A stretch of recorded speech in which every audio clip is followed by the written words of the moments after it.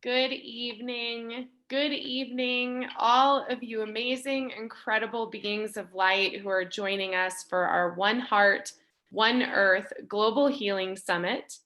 This weekend, our focus is on movement, moving our energy, moving our bodies, and we cannot have a better facilitator lineup.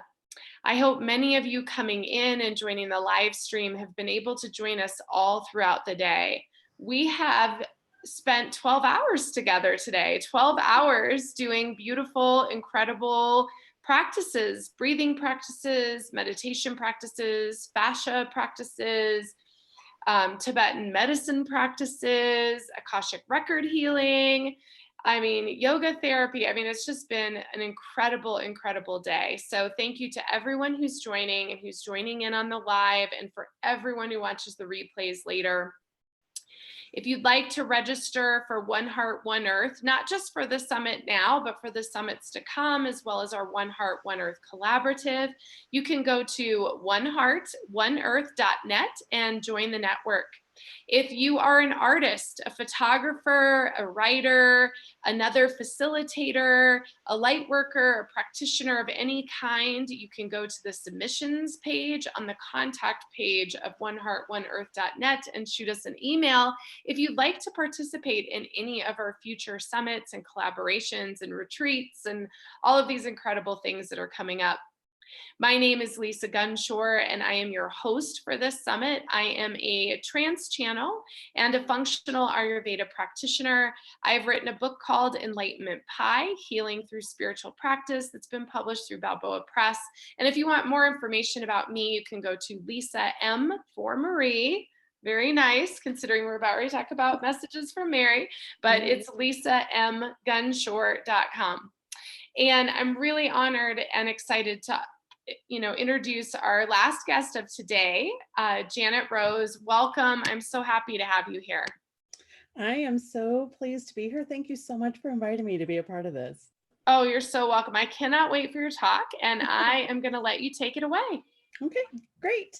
Well, thank you and welcome to all of you. I am just so pleased and so honored to be here and sharing this evening with you tonight, or maybe it's morning wherever you are. I know that we have some folks joining from all over the globe, and that I just could not be more honored to be sharing this space and this time with you. And so happy May. Today is May 2nd, 2020, and that just feels like an auspicious sort of number for today, and that feels like this really was meant to be. And so I'm just going to go forward with that idea that tonight and here, if you're here with me tonight and you're sharing space with me tonight, or later on the web, that you're here because you need to be here, because hopefully you will get something out of this, and hopefully something will resonate with you. And the reason why I feel like May, and especially like May 2nd right now, is a really good time to be talking about this. You know, for those of you who do celebrate Beltane, you're kind of coming off the energy of that nice Beltane fiery energy and that sense of spirit and growth and excitement. And May is also Mary's month. And so we're going to be talking about Mother Mary tonight, obviously. And Mother Mary, really defined very well by the Catholic Church. I'm going to try to take her a little bit beyond that and help liberate her a little bit beyond the confines of what we have maybe traditionally understood as her. But May is the month that we would celebrate Mary. Sorry, I'm going to get those two things really interchanged and confused throughout all of this. But you know, this is the month that we would be doing May crownings in churches, you know, placing wreaths of beautiful flowers on statues of Mary, laying flowers at her feet, honoring her, just like we honor the mothers who have raised us and birthed us, or those that have come after and served in mother roles for us, or we have served in mother roles for others. And so that is really what I want to help us connect with today. And who I am, just a little bit about me. I'm probably not who you would expect to be teaching today, but for Lisa and some of the others who know me, this is expected, because my role, I'm a social justice attorney. That's what I do in my real life job. But this is a passion of mine. I have felt a calling to Our Lady since June 25th, 1990, and I was 12 years old at the time. And so we're coming upon 30 years of me living this calling. And this calling essentially, and I'll go over a little bit more of that part of my story, but that calling has been to be the hands of Mary and to use my knowledge, to use um, my power and my intellect and my reason and my logic and all of that to serve in this heart-centered role in these really difficult places such as politics and such as public policy. And right now, I do a lot of professional coaching and training in trauma-informed public policy because I firmly just believe that the only way that we're going to really be able to create a better world is if we start seeing and acknowledging the pain that other people are carrying. I think that's actually one of our biggest barriers to creating a more peaceful and loving world. So that's just me, and that's my philosophy and where I come from. And I'm happy to share more about myself as time goes on. But right now, I just want to dig into this. Because as we honor those mothers, as we honor this energy of motherhood and this energy of fertility, and yes, even the Virgin Mary counts in that qualification there. And as we sit in this quiet of quarantine, I think a lot of us have been feeling this sense of awakening, this sense of an opening of heart. And so the movement that I really want to bring to you tonight, more than anything, is an opening of heart and an opening of your mind, just a little bit.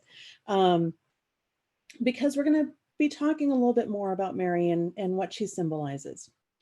And for a lot of us, now that we have been relieved from the pressures of office politics, and we've been relieved from the burdens of having to do that hour and a half commute every day, we are starting to have an opportunity to sit with ourselves, to open our hearts with compassion to other people, and to really understand the relative suffering that we have, that others have, because we no longer have the distractions to keep us from seeing ourselves and dealing with our own shadow.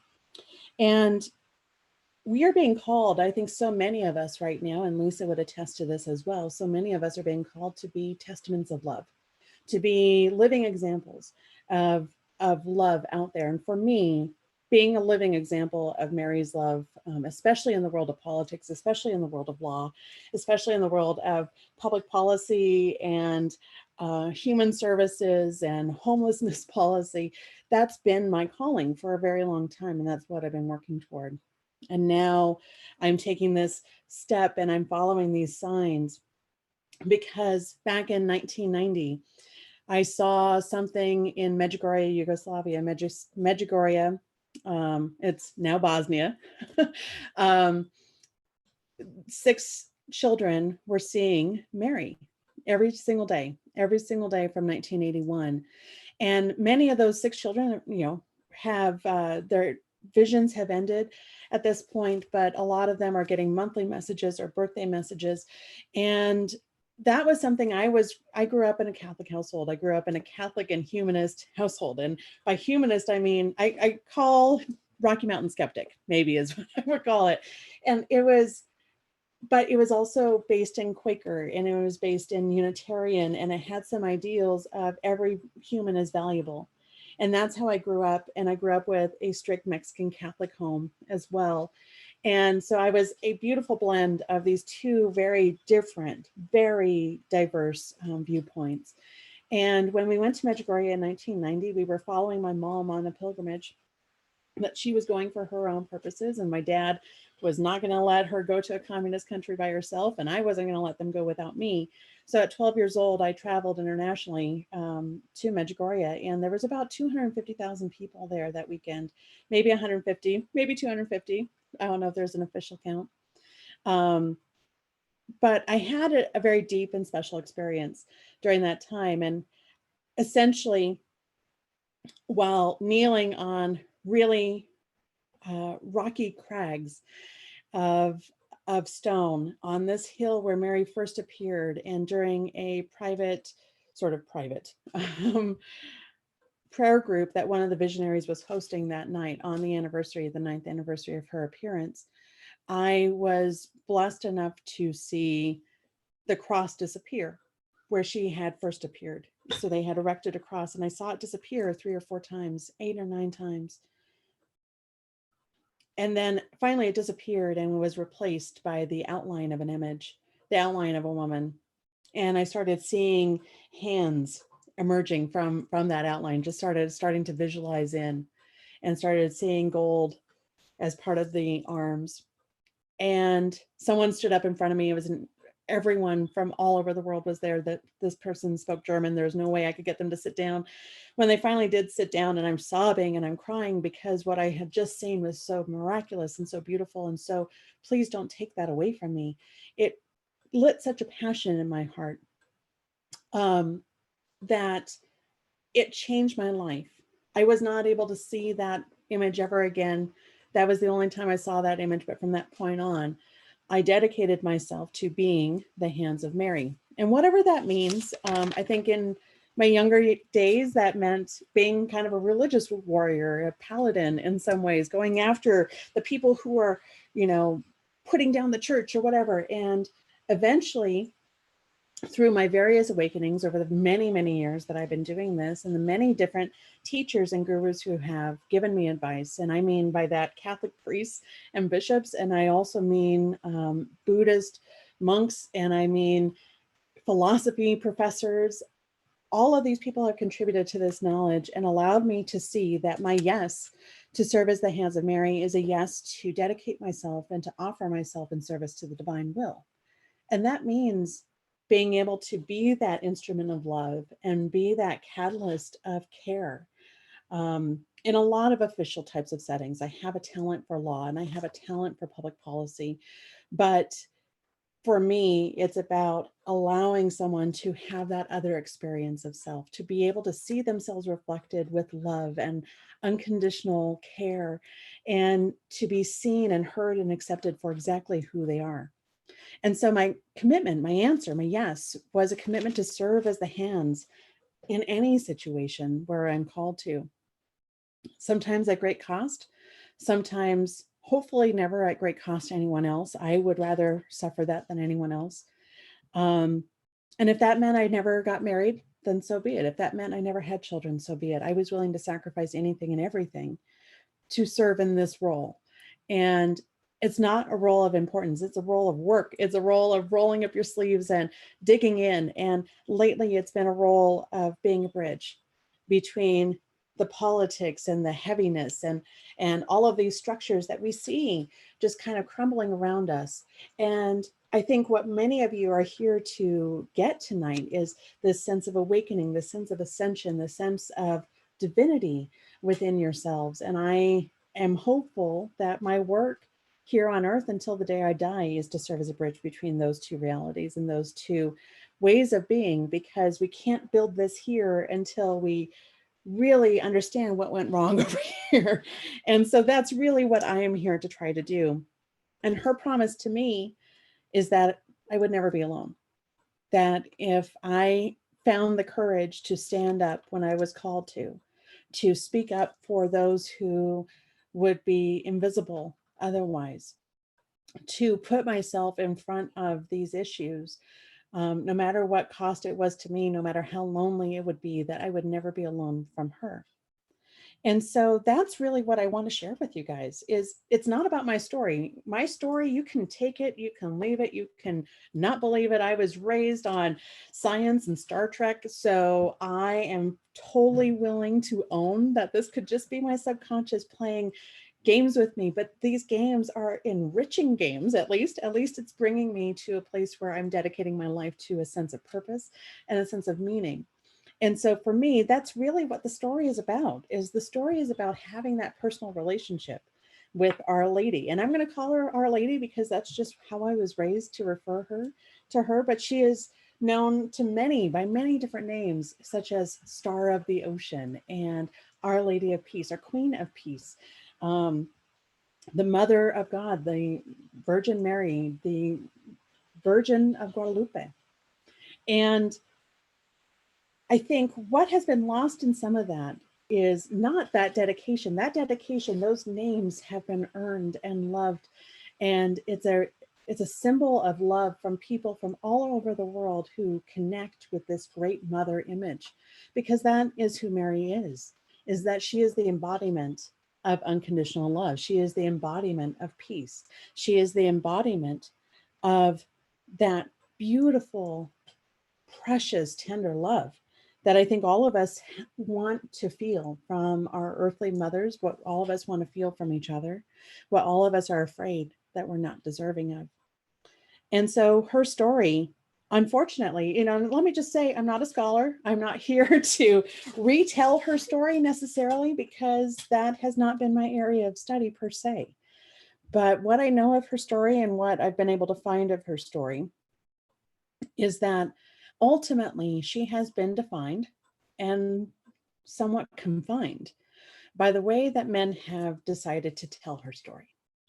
Because in telling her story, in writing her story and giving the few scant little paragraphs that they do to her in the Holy Bible, they get a few things a little bit off. And I won't say off in terms of history, but in terms of maybe even translation. Because in a lot of ways, her virginity, which I think a lot of women have been compared to, a lot of women have been urged to keep this as, this badge of honor, and have been demonized when they don't. And that happens even today. Slut shaming is a real thing. And Mary has always been revered as this virgin. And yes, she was when she had Jesus. And I'm not going to comment about anything beyond that. But what I am going to say is that she is the fulfillment of Isaiah's prophecy. And in Isaiah, the Hebrew term was amla, is what everything my Bible and everything else was telling me. And that is a young woman of marriageable age. It doesn't necessarily mean virgin per se in terms of unsullied, all of those words that we use to distinguish virgin from, I don't know, the rest of women. And those distinctions and those phrases, I think, are very important, because it wasn't until later, when it was translated into Greek, when they didn't have those distinctions, that we start getting this emergence of virgin really coming to the forefront. And yes, she was the fulfillment of that prophecy. But by church leaders centuries later deciding about perpetual virginity, deciding to say that, the doctrine of immaculate conception, that she was born without original sin, to me, that deprives her of her humanity. That deprives her of the thing that most connects her to us, which is the depths of her sorrow, the struggle with pain, the separateness that she felt from her own community. She has been through the mud. She has been chased down. She has been the immigrant. She has been the hated. She has been the loved and the revered. She has been through all of these wonderful myriads of human experience, as her son did as well. And so, as you can tell, I've probably, outgrown my Catholic upbringing just a little bit here. And so I apologize if I am saying things that are contrary to what you believe and what you feel. This is just my own investigation of her and my own relationship with her. And in dehumanizing those feelings and those emotions, we take away the sorrow, the joy, those glorious mysteries that we celebrate in the Rosary. And so, in a lot of ways, by dehumanizing her and creating her into this holier than all women, Hail Mary, full of grace, the Lord is with thee. Blessed art you among women, and blessed is the fruit of thy womb, Jesus. So, among women, we're comparing her to other women, and we're comparing other women to her. And how many of us have felt guilt or shame, or had guilt or shame imposed on us for that lack of being able to meet this impossibly high standard?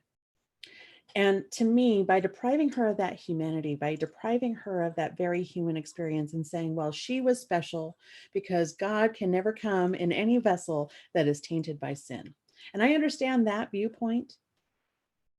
But if God was really coming to be among us, which is what Emmanuel, the prophecy was God among us, then it was to be among us and to be a part of us and to have that experience with us and to understand that experience with us and to understand what it is we're going through. Because I'm going to be honest, we're all going through some stuff, and that is part of being human.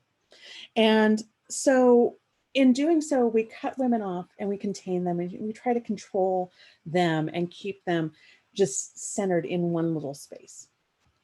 And unfortunately, that deprives women of the autonomy over their own spiritual experiences in so many ways, because we look at Mary through a lens that is defined by the men around her instead of her herself. And really, what is so magnificent about Mary, and especially her messages, is it is through this lens of beautiful crystalline love. You know, I don't know how any other way to describe it. For me, it is this beautiful gem of faceted light and beautiful, glorious radiance coming from her when you feel that sense of love, when you feel that sense of togetherness, when you sense that even in the darkest of your nights that you are not alone. It is that little tiny little glow that matters. And what matters most about it for me, and what I have connected the most with it, is that her humanity makes that love possible. That humanity of knowing suffering, of being able to empathize on that such a deep, deep level, on such a perfect level, that is achievable for us. And that is really what I want to share, is it's that message.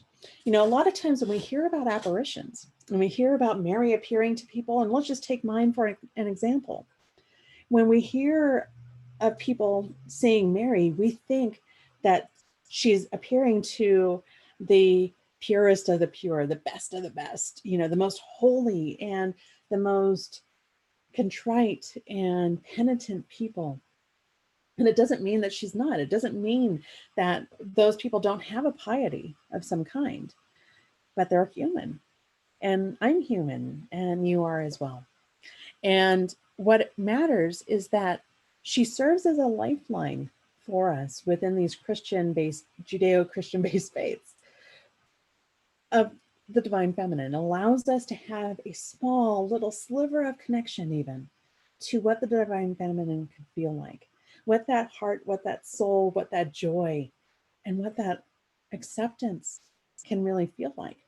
Because really, truly in her messages, she is here to tell us about unconditional love, to guide us through the process of creating justice, which according to Cornel West, remember, justice is just love, what love looks like in public. And she's here to bring us peace, and she's here to guide us toward love. She's here to guide us toward our highest purpose and our highest selves. And she believes in our highest self. My God, she believe. But in order to do that, because visionaries have always been defined by what the Catholic Church has decided it's going to approve, and it is only going to approve those that are the holy of the holy, the folks that go to Mass, the folks that go to confession, that receive the sacraments properly.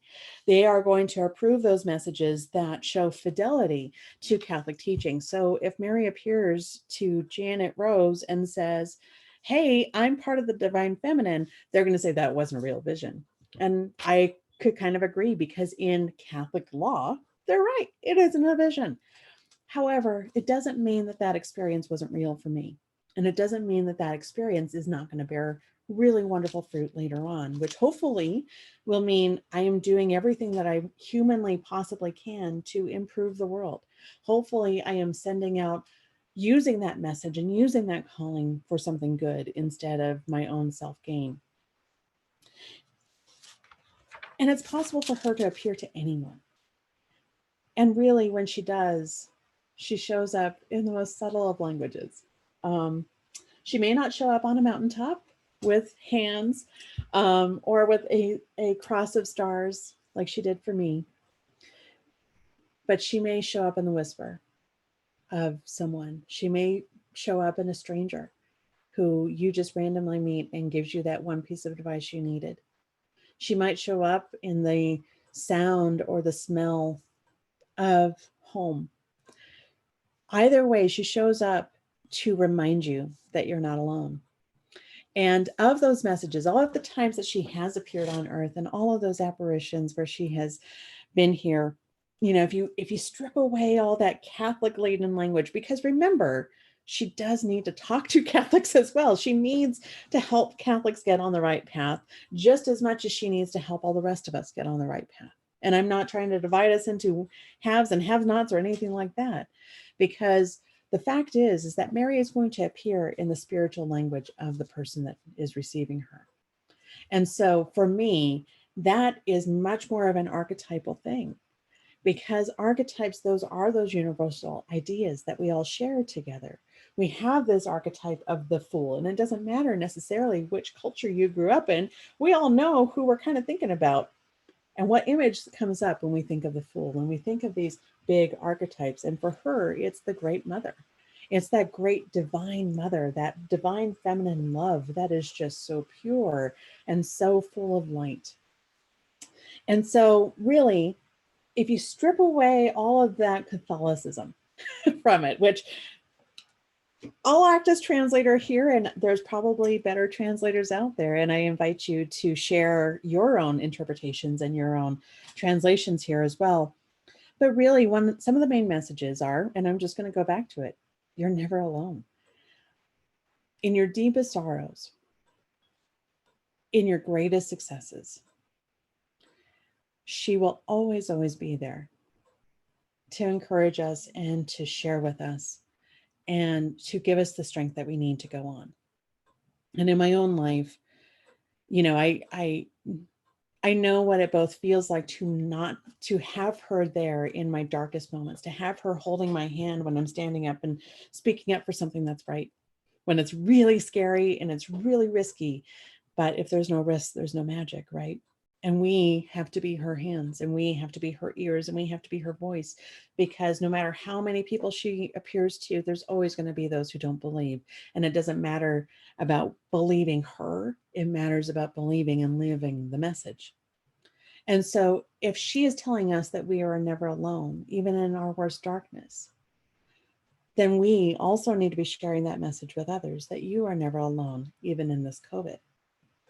And I think that that is a really significant and powerful piece of what I'm trying to convey, is that we have to be in this together. Because some of her other messages are that we are all her children on some level, whether you're Catholic, whether you're Christian, whether you are Wiccan or Hindu, it doesn't matter. You are loved and you are adored by this great mother, by this image, by this feeling of love, and by this experience of total and complete acceptance. There is no sin that you can commit that is so great that is undeserving of her forgiveness. But her forgiveness comes with the promise that we're not going to have this conversation again, right? And so when we know that we are all her children, just like my heart breaks when I see my kids fighting amongst each other and giving each other the silent treatment, and I see the pain that it's causing both of them, it causes me this immense amount of pain as a parent.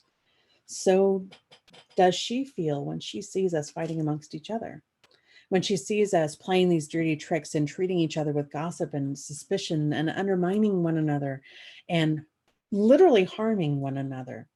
We all have a choice in how we treat our fellow human beings. And so her message is, please, you are all brothers and sisters. Please start acting like it.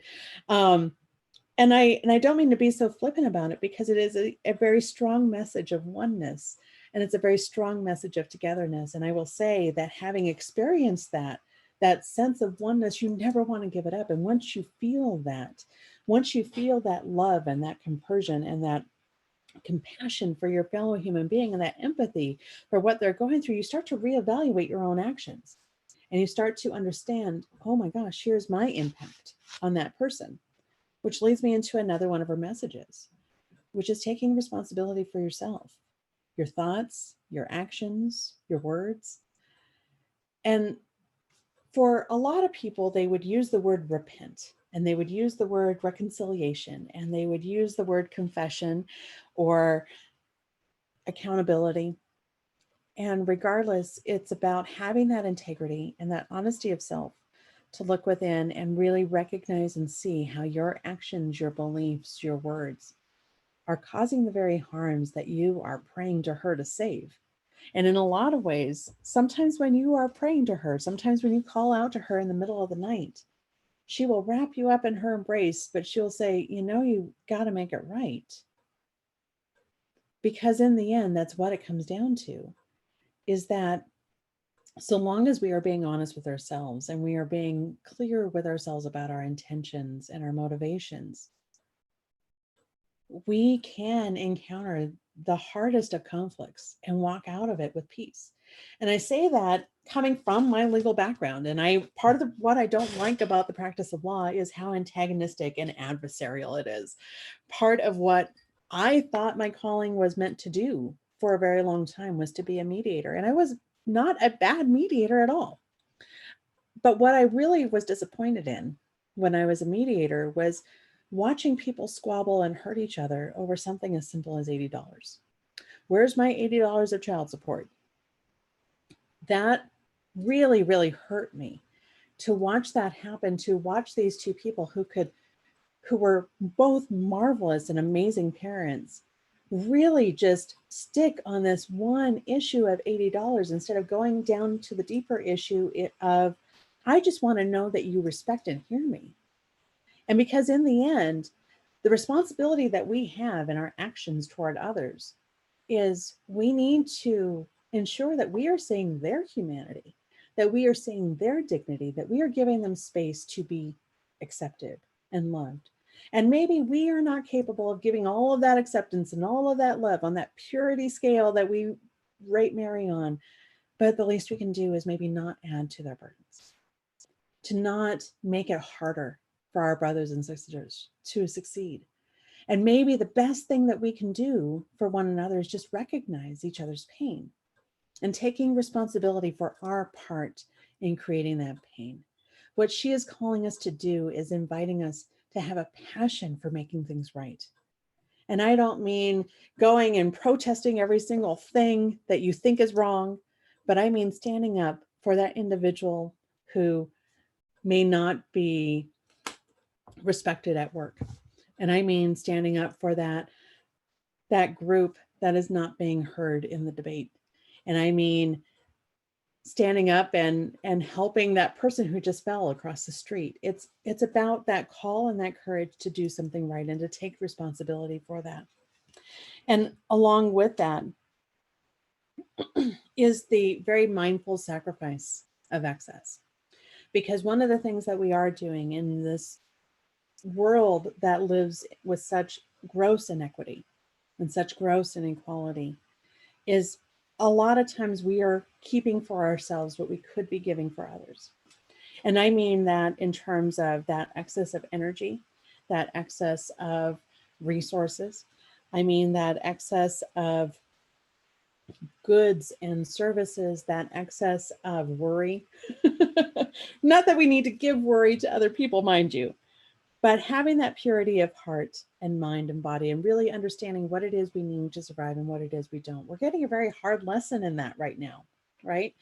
We're getting a hard lesson during all of this quarantine and all of this time alone, home alone together, to really take stock of what it is that we need. Do we really need 6 packages of toilet paper in order to get us through this month? Or is it possible for me to leave a couple of those on the shelf for the next person who may have gone to 6 other places? It's about having that idea of letting go of that excess, not hoarding it all for yourselves. And I don't mean just the products. I also mean love and attention and, all of these intangibles as well that we keep and we hoard to ourselves, and it's never enough. You have enough. We have enough for each other. And especially if we stop gathering things to surround ourselves so that we never have to look at our own pain, we will definitely have enough for everyone else as well. One of the other things that she really asks us to do, and this is going to be hard for non-Catholics, is pray the rosary. And the reason I say pray the rosary, and I'm going to say any meditation is fine in that way, it's about going within. It's about having that moment of of touching your soul within, of opening your heart and of keeping your heart open. And when I was little, my mom used to tell this story about the rosary, and I can't even find it these days. I don't know if maybe she just made it up and it was just a old wives' tale from my family. But Mary, the story that I grew up with about the rosary is that a knight was heading off to the Crusades and was worried that he was not going to be coming back home, that none of his men were going to be coming back home. And so he prayed to Our Lady the night before battle. And she appeared to him and taught him how to say the prayers that could call her protection, that would serve as protection for him and his men. And for every prayer that he said, a rose sprang up from the ground, and in the shape of what we see as the rosary today. It's a beautiful story. And for me, with my last name Rose, that was a deep, touching story. But what the rosary does is it's just a meditation. It's a hotline. It's a way to say, Hail Mary, hi Mary, I need you. Please come over. Please help me.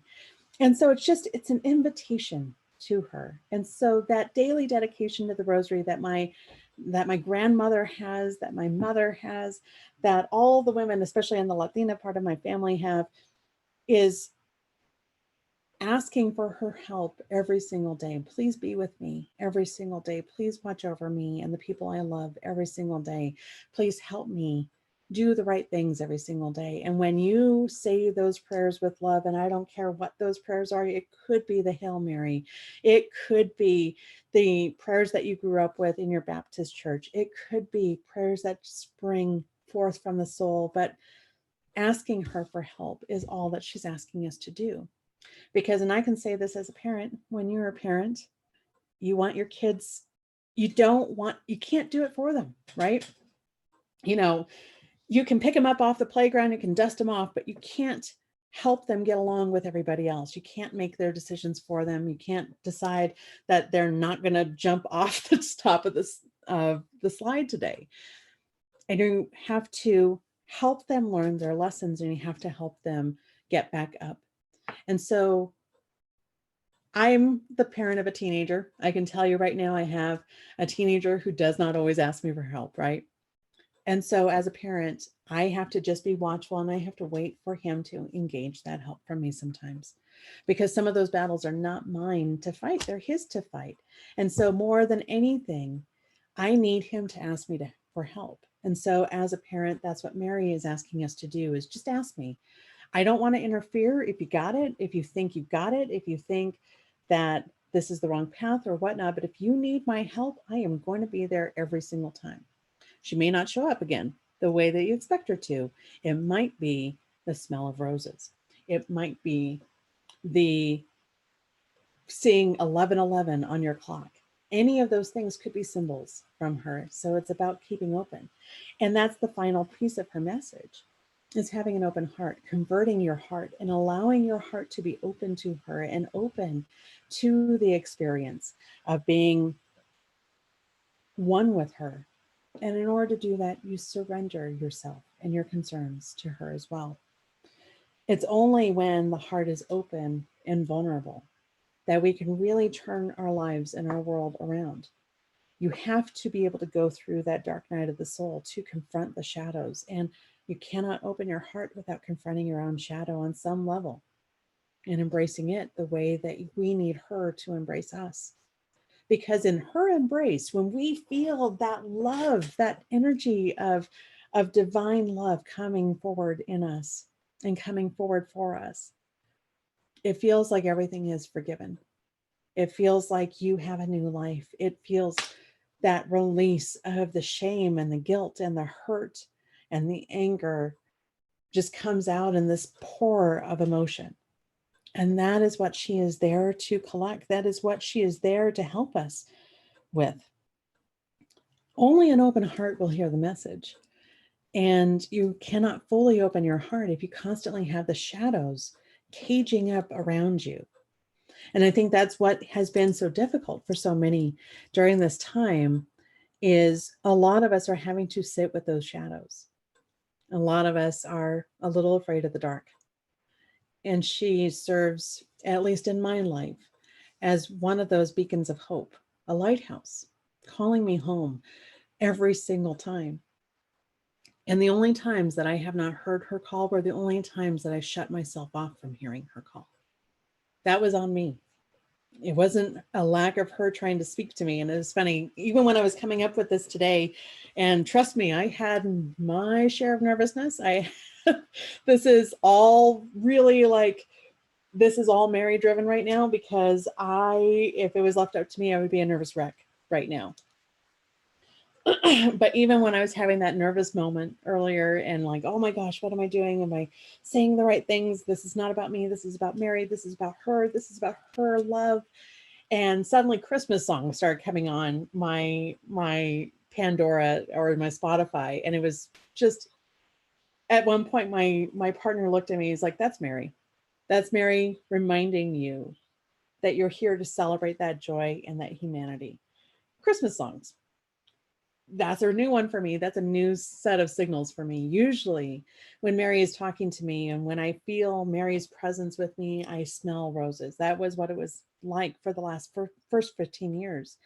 And then after that, it started becoming not just the smell of roses, but then certain sounds, and I'd see a certain glow around something and I would know, okay, that's for me. I have to work on that. And that's where I need to put my energy, because there's only one of me.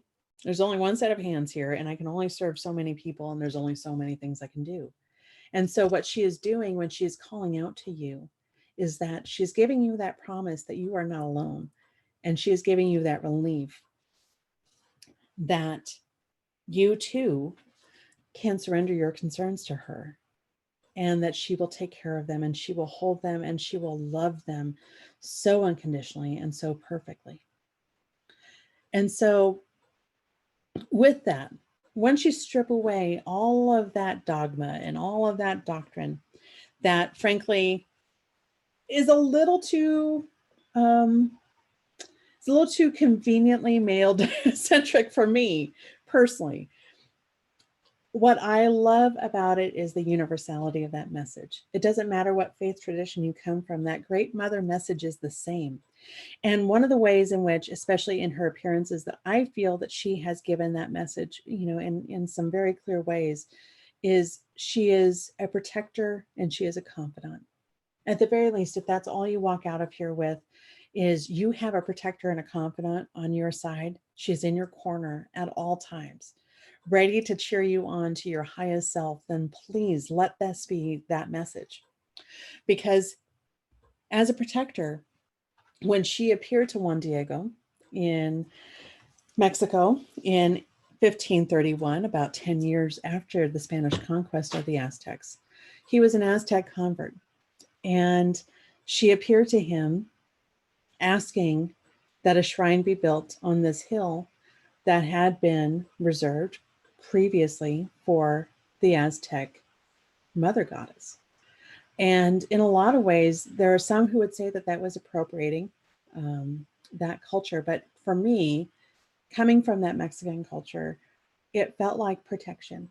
It felt like it was her way of ensuring that the people always had that connection to the Divine Mother on some level, even if it was her name that was doing it, that she was going to stand there instead for the Great Mother, no matter who or what we worship.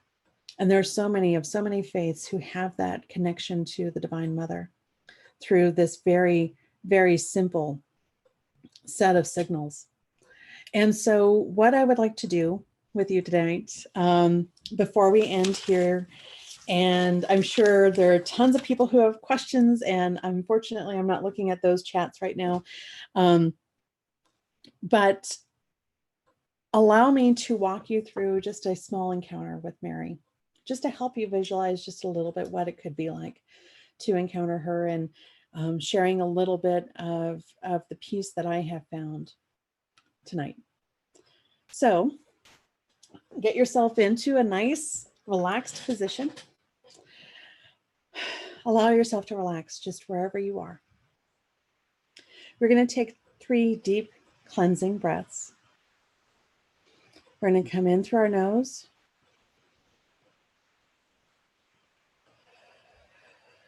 And out through the mouth. Another clean breath in and a breath out.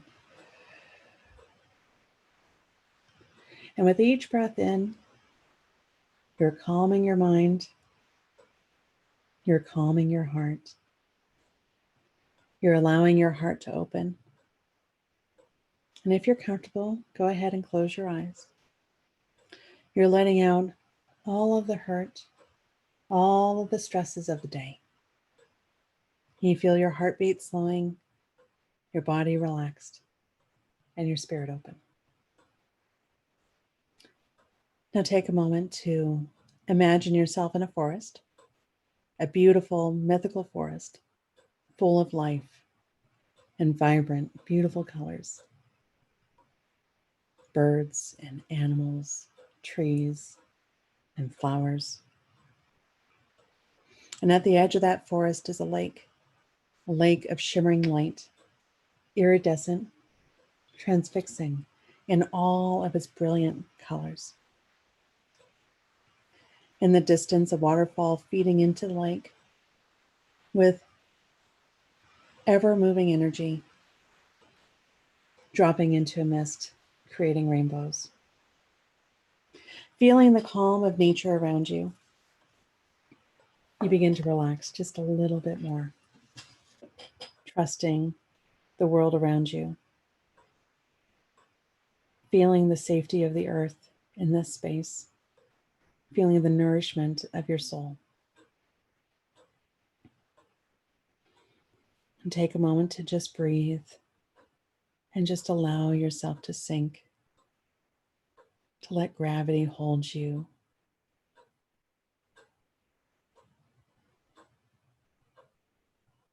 And after a time, you notice that from the waterfall, a figure emerges from the mist. A figure of pure light, so brilliant you can't even see her face, clothed in the colors of rainbows. And she walks, she glides slowly toward you. Each moment feeling a little bit safer, like you know you can trust this being. You see her features more clearly. Her face emerges as a gentle reflection of what can best be described as home. Maybe not the harsh realities of the home you have on earth or have shared on earth, but the divine home from within the deepest of your dreams. Her presence is reassuring, compassion, filling her entire being, peace emanating from her eyes, a beautiful pink and red glow beating from her heart, rose gold flames of unconditional love. Opening up her arms, clothed in stars, she invites you into her embrace, so gentle and so fierce.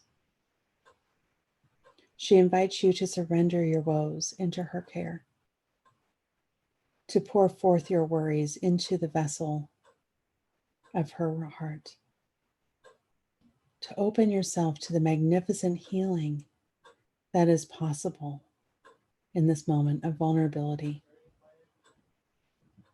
She asks you to surrender all of your cares into her keeping, to cry out your pain and sorrow with her, to allow the tears to fall.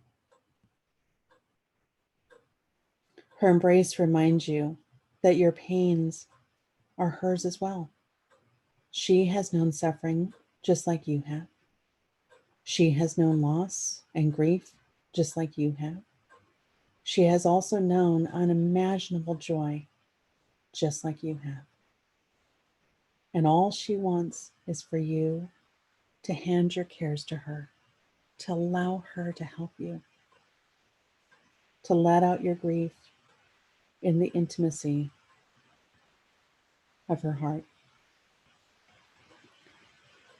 This grand, beautiful Lady of Light, this Mother of Peace, reaches into the folds of her cosmic garments and pulls out a sacred object that is for you and for you alone.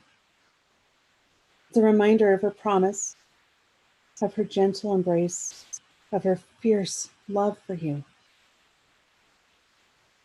Something that only you recognize: a scent, a sound, an heirloom, a trinket, a piece of jewelry that symbolizes this special, beautiful moment that you are sharing together. Your release and her promise that you will never be alone. This is your sacred vow. This is her promise to you.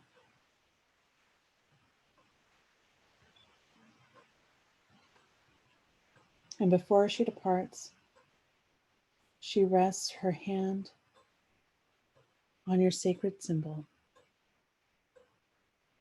her other hand over your heart. And she says, "Take my motherly blessing and open your heart to my love. Only in giving can you receive, and only in receiving are you able to give again. Take my blessing and open your heart to the wisdom and the peace that lies within. Take my blessing and open your heart to others, allowing them to see the beautiful divine being that you are.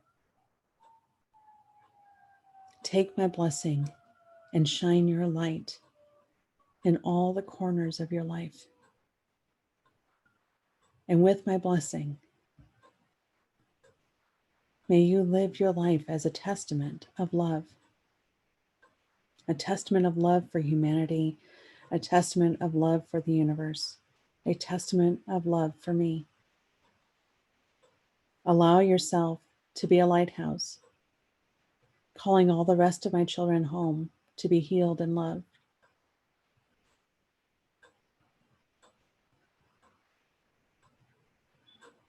And with that, she kisses your brow and slowly fades back into the rainbows of the waterfall. The release is yours. The peace is yours. And this heritage of love, this grand unconditional love, is yours. And take a deep cleansing breath in. And another cleansing breath out.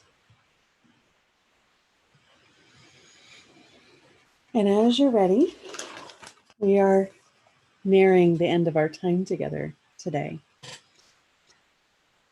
And as we go into this evening, this beautiful, quiet evening, I really invite you to release the views that you have of yourself that are keeping you from being that embodiment of love. To release the hardened heart that the world has forced you to create. To allow yourselves to be a vessel and a testament to the power of universal love. To allow your heart to emanate that same brilliance and that same light, and to know and to assure everyone that you are never alone. And so with that, my prayer for you is that you learn to forgive yourselves, that you learn to forgive one another, and that we together build this beautiful new world together. So thank you so much for spending some time with me, for listening to my stories, for listening to the love and the passion that I have for Our Lady. And it is probably a miracle that I got through this without crying once. So this is a first for me of being able to tell this story. If you are interested in learning more about me, I do a lot more than just Mother Mary, and I do offer professional coaching and heart-centered leadership coaching in particular. And so you can find me at sharpsweetbella.com. That is my personal blog. That's actually the website that is the most live right now. We were hoping to get Rose roseconnections.com live as well. It's a rose-connections. So that should be live in the next 2 weeks. I apologize that it's not up today, but we were having problems with it. And then you can find me also on Instagram and Twitter as sharpsweetbella. And so I really appreciate everything that the prior facilitators have done to help us build this energy for this beautiful piece that we have tonight. And believe it or not, I can feel you all with me, and I hope you can feel my love with you. And please, please, I want us to build a world that is full of love and equity and justice and kindness and compassion. And I know that only in walking through our own shadow and knowing that we are not alone in walking through our own shadow can we help others build a world without that shadow. So I really appreciate your time and your trust and your compassion and your love. And thank you again for sharing this time with me.